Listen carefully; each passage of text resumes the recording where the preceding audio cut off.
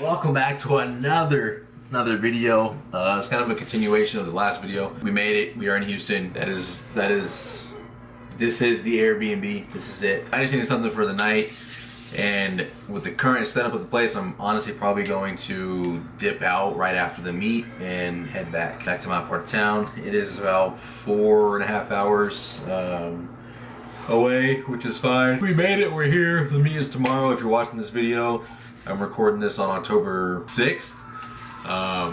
The meet is on the 7th. Today was weigh-ins. I weighed in at, I think, literally right at 242, which is crazy because the past two meets I haven't been on. I haven't made weight, but at 242, I went in there. I weighed in, clothed. He was like, "You might want to shed your shirt." So I pulled the shirt off. He was like, "You might want to shed your shorts." Shed the shorts.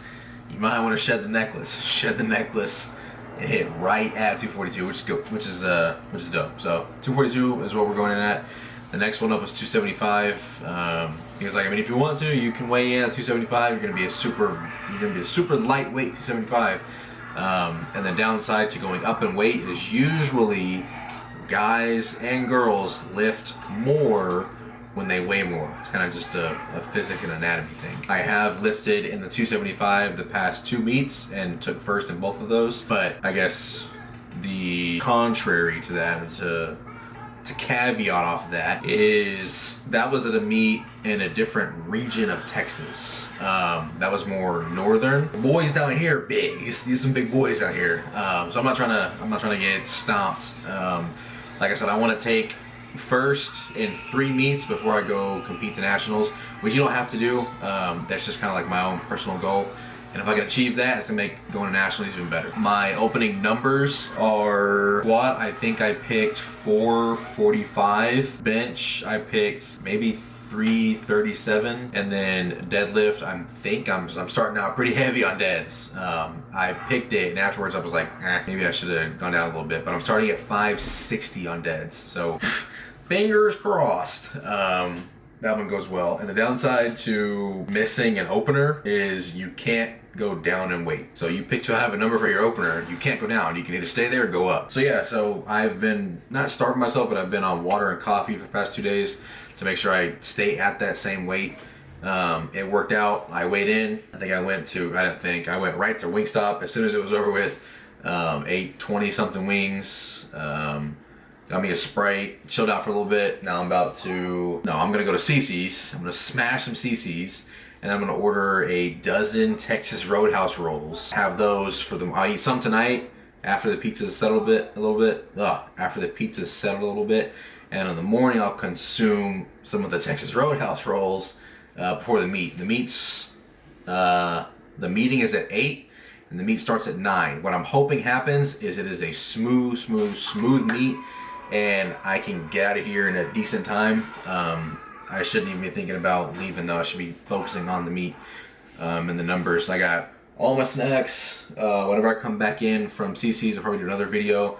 Kind of show you guys what I have snacks wise, kind of what's in my gym bag, and then we'll go from there. Stay tuned. If you're not subscribed, subscribe. There's a red button. It's massive under the video. Just click it. It's as simple as that. There's also a thumbs up button. Just click that as well. Or click the thumbs down button. Do what you do. Catch you guys after CiCi's. Okay, so we are back at the Airbnb, ready to go ahead and knock out what's in the gym bag, and then what do we take for food. So what's in the gym bag, and boom, there you have it. Thanks for watching. Make sure you subscribe. Just kidding. Okay, so we have our shoes. We wear these for squat and squat only. These are my Nike Vermelho 4s. They are pretty aggressive on the heel, as you can see. My other ones got stolen. I figured why not buy some new ones. Didn't realize the heel was so aggressive. So I've got used to it, but going forward I might consider something not so tall. Moving on, these are my Nobles. I wear these for bench and deadlift. My other shoes, actually these guys, they are pretty outdated. They're just old PF Flyers. Pretty outdated, so I figured I need some new ones, so I got those. We have our belt, which I'm actually looking for a new design for my belt, just a new belt period. This one's gone through 3 meets. We are undefeated with it, but it is time for a new belt. Underwear, because you have to wear specific kind of underwear. You can't wear your like regular, like the, what are they called, the long ones, the boxers, I don't know, briefs, whatever, I don't know.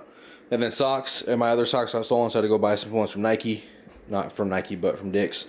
Knee-high tall socks. I need different ones, whatever. Wrist wraps, because wrist wraps are obviously very important. Had my other ones stolen, so I went ahead and got the longer ones. These are the Tough Wraps, the Villain brand, or Villain line, I guess, if that makes more sense. But the 34-inch, and I love these things. They actually upped their design. Now there's a double Velcro, so if you have fatter wrist, your Velcro will stick here. If you have not so fat wrist, it'll stick there. If you have medium wrist, it'll stick on both of them. So just more kind of protection, more security. The singlet, I'm sponsored by nobody. None of this gear that I'm showing you guys am I sponsored by, but this is Gym Reapers. I like their singlet, like their onesie, whatever you want to call it. It fits pretty well. I would like one with shorter legs, but that comes later. A shirt, because we have to wear a shirt underneath for, I believe, bench and squat. This is just depth before dishonor. Again, sponsored by nobody, but these guys are, if you don't know what that means, basically hit depth, and you will hit depth before you dishonor yourself, your family, whatever, blah, blah, blah. Pretty cool shirt. I like their designs. They have some more. I'm hoping they show up tomorrow, or at least some of the reps show up tomorrow, so we can snag some more of those shirts. Well, I can snag some more of those shirts. And then, last but not least, we have our Gym Reapers knee sleeves. Some people might comment, why don't you get the Inzer? Why don't you get this? Why don't you get that? I'll get the Inzers whenever I feel like I actually need the Inzers. I don't feel like I need them right now. I'm pushing pretty decent weight with squat, so if it ain't broke, don't fix it type deal. Moving on to the food. This is what I will be taking with me. This is going to be kind of a speed run because I am tired and I want to get to bed. But I'm not going to consume all of this. This is kind of just stuff to have. But Uncrustables have been a staple.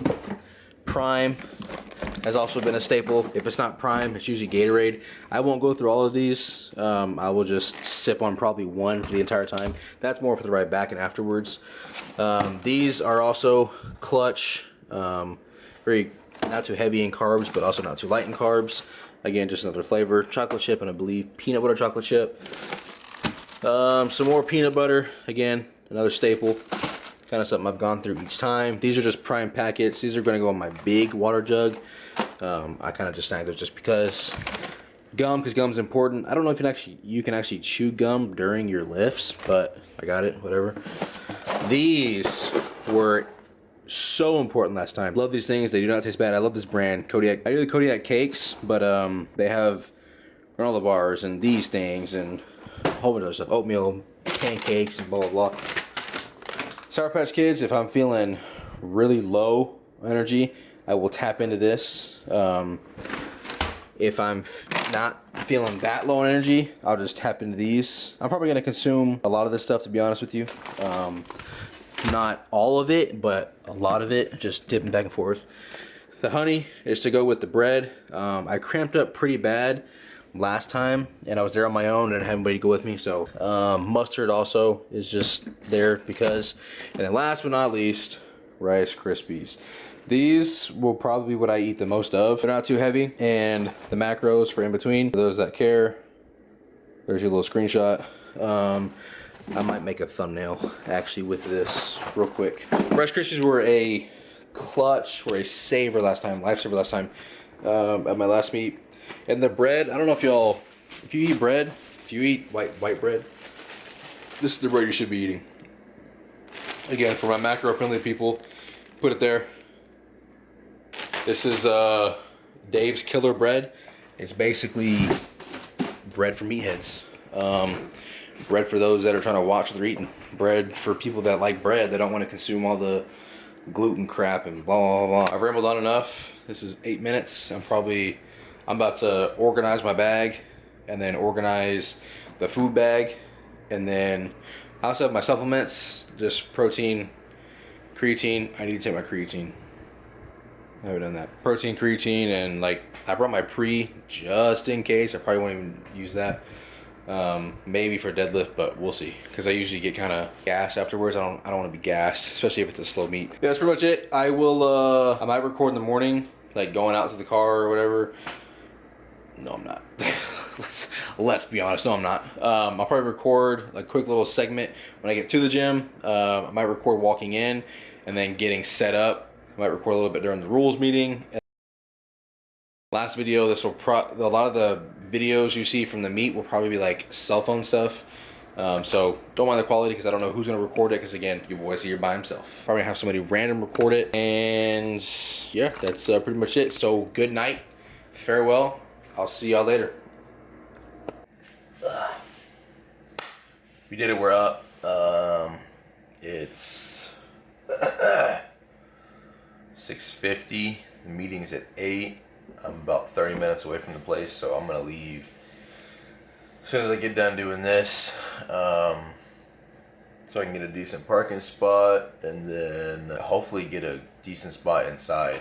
One thing I forgot, I meant to bring, or I thought about bringing it last meet I had, was a small chair to sit on, so I don't have to keep sitting on the ground and getting back up. But now I know for next time, a little chair. So remind me, I need a little chair for next time. Everything's packed. That's just all food. That's literally all food. Gym bags over there. We slept kind of okay. I had to pee really bad at like 5, and that kind of threw off my like last hour of sleep. But whatever. Yeah, we're ready. I'm about to take these vitamins and then I'll try. I can't record outside, like nothing, because it's dark still. But we'll see what it looks like whenever I get to the gym. Might do a little bit and then have you guys see inside the gym. So meet's over. It went pretty well. I got a little surprise in the front seat for y'all. When I get back to the Airbnb, I'll actually show y'all. I got 0 footage. That place was so crammed. So a little backstory, they had to move us to a different location. We had to go to a different gym because the original spot, I guess underwent water damage or something, or lost power was out. So they moved us to a backup gym last minute, like literally yesterday. That's where we went for weigh-ins, and this place was tiny. A super nice gym, the Charlotte Barbell in Baytown, which is basically Houston. Super nice gym. Super nice people. People there were fantastic. They hosted it well. It's just there was not a lot of space and there was a lot of people there. So I got 0 footage, and I got my squat stuff from Instagram, the Scarlet Barbell's Instagram page, their story, and I'm pretty sure they put the deadlift on there too. What I will have is pictures. I have a whole bunch of pictures. I went ahead and just bought the picture package because I had a photographer there, and she was like all up in your grill, all up in your face, taking pictures, which is great. And I'll post those on Instagram and here and Hopping Forever. So I do have a, like I said, a little surprise, a little sneak peek. Whoa there, not too much, not too much. But I'll say it rhymes with mold.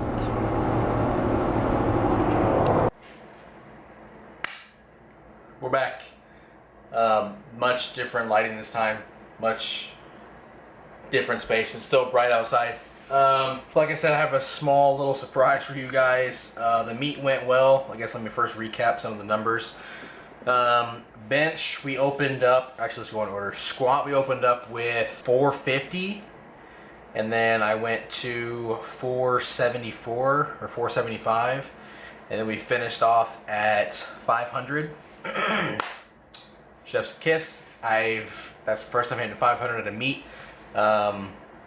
It was actually 501, so give it up. Bench, we started out at 335. No, bench, we started out at 350, which is nuts. 355 is where I started out with bench, and then we jumped to 67, and then I finished out at 374. Got all 3 of those. deadlift was a little tricky. I psyched myself out beforehand, and I knew I was going to come to this video and have this conversation with you guys. So during warm-ups for deadlift, every single person, I'm talking every single person, is deadlifting conventional. Not a single person is deadlifting sumo. So what do? I can't be different. Don't be different. Don't be the one guy that stands out. Everyone hates sumo lifters. So I warmed up conventional. I did 3 sets, just at random weights. Not random weights. 135, 225, 315, and 405. All conventional.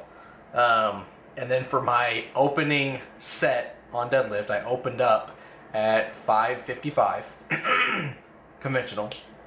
And then I walked back after it, all white lights, walked back after it. I was like, man, I really don't want to do this conventional.